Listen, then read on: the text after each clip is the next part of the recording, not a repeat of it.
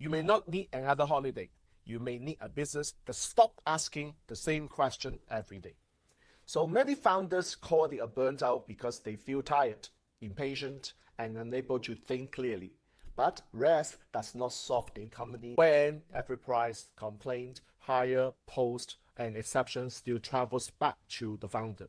And that's not only burnout, my friends, it's called decision debt. By the end of this video, I will show you the 3 decisions you must stop making personally. The last one is often protected by founders who say they care about quality, when the truth is that they have not built enough trust. You see, decision debt grows when a choice that should have been turned into a rule maintains fresh debate. One exception seems harmless, but 10 exceptions become a culture.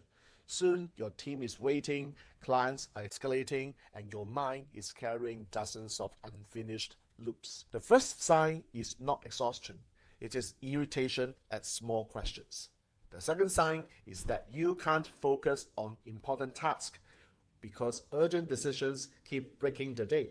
And the third sign is that your team asks for approval even when they already know the answer. So if that sounds familiar, tell me in the comment which repeated decision drains you every week. And maybe it is the first step towards removing. Okay? Thank you very much for that. And the first decision to stop making is any decision with a clear threshold. Discounts below a set percentage. Refunds below a set amount. Routine purchases and standard scheduling changes should not require the founder. Define the boundary, the owner, and exception. The second is any decision where the person closest to the information is better placed than you. The founder often has more authority but less current detail. So if a team member speaks to the client every day, give that person a defined space to act. Accountability without authority is theater. The third is any decision you keep because control makes you feel needed. That's the painful one. Some founders say, "Now, nobody can do it like me," and sometimes they are right.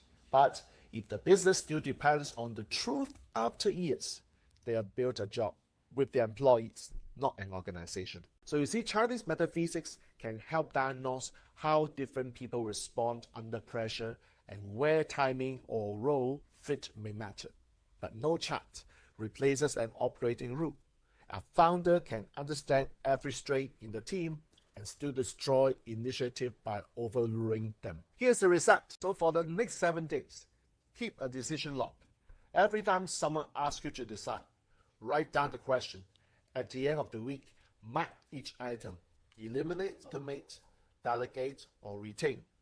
Only decisions involving irreversible risk, major capital, positioning, key people, or values. Then create a sentence for each delegated decision, such as you may decide X up to Y, provided Z is protected. That sentence is clearer than motivational speeches about empowerment. So rest matters, but rest followed by the same operating system creates the same exhaustion. So fix the system that keeps manufacturing the fatigue.